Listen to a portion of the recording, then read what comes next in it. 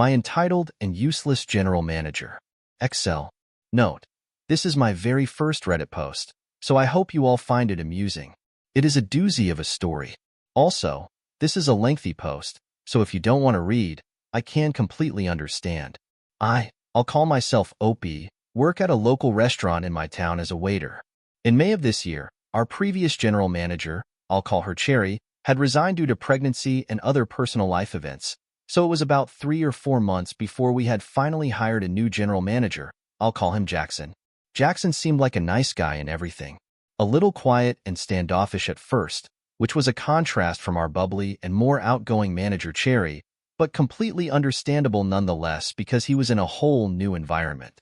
Little did we all know, those wouldn't be the only contrasts from Cherry. When I tell you guys that Jackson was a complete letdown, I really can't stress that enough. Here are some examples of just how he let us all down. He would constantly show up late or not show up at all for his job without even calling the restaurant. Mind you, this is the same guy who is supposed to hold all of us employees below his authority to the same standard of communicating with your job, and he was also the same guy who scheduled all of our hours. And there were quite a few issues with this first problem. We were often led to wonder what in the world was going on with our GM when he wouldn't arrive when scheduled.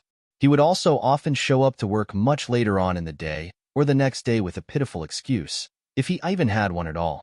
One day he did not show up at all, and no one could get a hold of this guy by phone.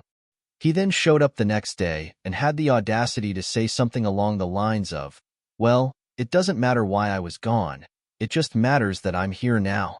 This, to me, is very reminiscent of the scenes from the Brady Bunch movie where the father always had some motivational quote that really wasn't saying anything at all, like, "Wherever you go, there you are." Jackson would often leave to go help his girlfriend who supposedly worked at a shop around the corner from us and sometimes not even let us know. Once when this happened, only myself and one cook there to run the entire restaurant.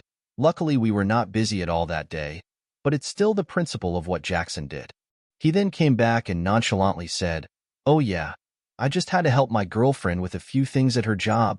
I'm sure there were people at his girlfriend's job who could have helped her, but whatever. Jackson left before his shift was over with without notifying any of us before another waitress, I'll call her Sarah, came to work. Sarah happened to be late that day and called to let us know, thank God.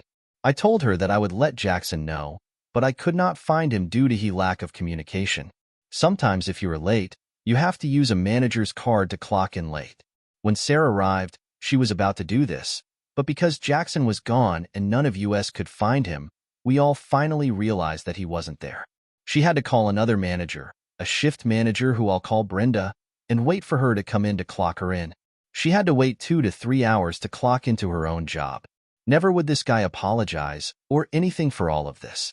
He would just come back to work, whenever he pleased, of course, and just act like nothing was out of the ordinary. 3. He didn't work around people's schedules when needed. Our last manager, Cherry, was good about working around other people's schedules whenever we needed it as long as we gave her enough notice and time. Jackson, on the other hand, didn't. We had a big amount of new cooks and hosts that applied and got the job at our restaurant shortly after Jackson stepped in. They'll say we gained like 8 workers. And while that seemed good and promising, he didn't work around their schedules like he should have. So, if I remember correctly, all but 1 or 2 of our new staff quit almost immediately after joining. 4. He would order things that the restaurant did not need, while neglecting things we did need. One time our dishwasher was breaking down during rush hour, which slowed us down considerably.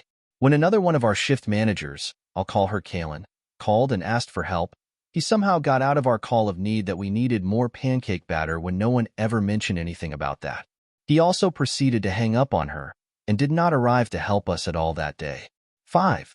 He did not follow dress code. Us employees have a dress code to wear all black, but managers can wear whatever as long as they look professional.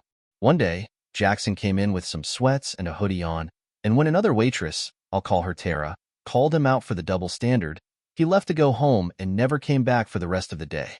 6. His last day working there, this was a complete craps how. Everything you could think of was going wrong on this morning. We had faulty kitchen equipment, the dishwasher, and now the machines that will send orders that the servers typed into machines to the cook line. Because of all of this, It was unfortunately taking a lot of tables around over an hour to receive their food. This was also during rush hour. Eventually, we had to put a hold on the doors and pause seating new guests because there was no way any of us could catch up to where we needed to be and then take on new customers. And to top it all off, Jackson, of all people, was in charge to manage this crap. Jackson did his usual thing of not doing his job like he should. He even had the nerve to try and boss other people around without doing much to help any of us. Eventually, he disappeared without notifying anyone. I and another waitress, I'll call her Abby, needed help with something that only Jackson could have helped us with as a manager, so we looked around the restaurant and could not find him. We then went outside into the parking lot to find him, but his car was nowhere to be found. During all of this, we had very upset customers who wanted to speak to the manager, but I had to be honest and tell them we had no manager here with us because he was out there doing whatever it is that he does. Probably unprofessional to say, but he was very unprofessional, and it was true. We then had to let the other staff know what happened, and Tara had to call Kaylin to notify her. By this point, Jackson had been written up many times for his previous incidents that I had talked about, but he had one last chance, and he just now blew it. Kaylin ended up calling him to fire him, but he decided to quit on the spot so that he couldn't be fired, so Kaylin had to step in to help for the rest of the day. No more Jackson.